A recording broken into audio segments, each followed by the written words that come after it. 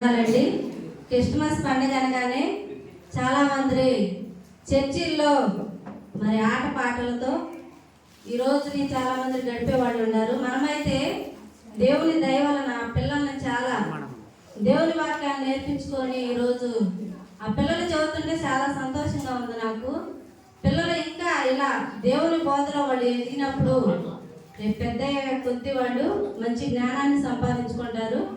మరి ఈ పాట ద్వారా ఇంకా అనేక విషయాలు మనం తెలుసుకుందాము, ఎలా ఉండకూడదు, పండగ అనగానే మనం ఎలా చేసుకోవాలో ఈ పాట ద్వారా తెలుసుకున్నాము.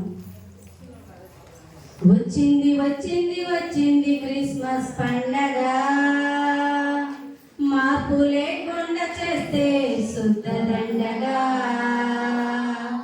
వచ్చింది వచ్చింది వచ్చింది క్రిస్మస్ పండగ, యేసయ్య కోరేది మనలో మార్పునే కదా. ఇంటికి రంగులు కాదు, ఒంటికి హంగులు కాదు, అల్లరి ఆటలు కాదు, తాగుబోతు ఇందులు కాదు. ఇంటికి రంగులు కాదు, ఒంటికి హంగులు కాదు,